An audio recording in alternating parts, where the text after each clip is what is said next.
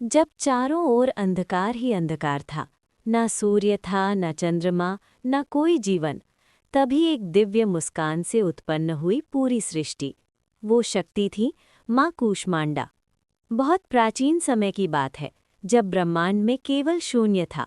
न दिन था, न रात, न कोई दिशा, न कोई जीवन। चारों ओर केवल घना अंधकार फैला हुआ था।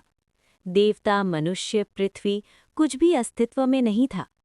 तभी उस अनंत शून्य में एक दिव्य ऊर्जा प्रकट हुई। वो थी आदि शक्ति। आदि शक्ति ने एक मधुर मुस्कान के साथ अपने तेज से एक अंड यानी ब्रह्मांड की रचना की। इसी कारण उन्हें कहा जाता है कूष्मांडा, यानी छोटी सी ऊर्जा से विशाल ब्रह्मांड की रचना करने वाली देवी।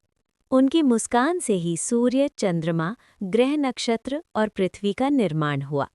माँ कूष्मांडा का निवास स्थान सूर्य के भीतर माना जाता है। उनकी दिव्य शक्ति इतनी प्रबल है कि केवल वही सूर्य के तेज में रह सकती हैं। वहीं से वे पूरे संसार को ऊर्जा और जीवन प्रदान करती हैं। माँ कूष्मांडा का रूप अत्यंत दिव्य और तेजस्वी है। उनके 8 हाथ हैं।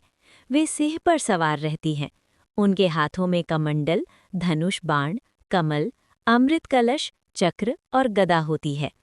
एक हाथ में जपमाला होती है। उनका रूप सृजन, शक्ति और समृद्धि का प्रतीक है। जब देवी ने सृष्टि का निर्माण किया, तब उन्होंने सभी जीवों को जीवन शक्ति दी। पेड़ पौधे, जल, वायु, अग्नि, सब कुछ उनकी शक्ति से उत्पन्न हुआ।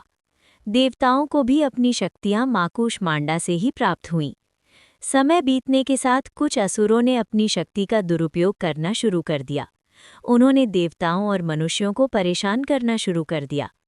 चारों ओर भय और अराजकता फैल गई। देवताओं ने माँ कूष्मांडा से प्रार्थना की, हे माँ, हमें इस संकट से बचाइए। माँ कूष्मांडा ने अपने तेज से एक विशाल रूप धारण किया। उनका स्वरूप इतना भयानक था कि असुर कांप उठे। उन्होंने सिंह पर सवार होकर युद्ध किया और अपने दिव्य अस्त्रों से सभी असुरों का संहार कर दिया। पूरा ब्रह्मांड फिर से शांति से भर गया। युद्ध के बाद माँ कूष्मांडा ने सभी देवताओं और मनुष्यों को आशीर्वाद दिया। उन्होंने कहा, जो भी सच्चे मन से मेरी भक्ति करेगा, मैं उसे शक्ति, स्वास्थ्य और समृद्धि प्रदान करूंगी। पूजा का महत्व। नवरात्रि के चौथे दिन माँ कूष्मांडा की पूजा की जाती है। इस दिन भक्त विशेष रूप से हरे रंग के वस्त्र पहनते हैं, माँ को मालपुआ और कद्दू यानी कूष्मांड का भोग लगाते हैं, ओम देवी कूष्मांडाय नमः मंत्र का जाप करते हैं।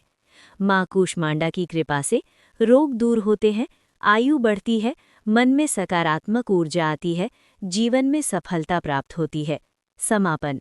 माँ कूष्मांडा केवल एक देवी नहीं, बल्कि पूरे ब्रह्मांड की सृजन करता है। उनकी एक मुस्कान ने अंधकार को प्रकाश में बदल दिया।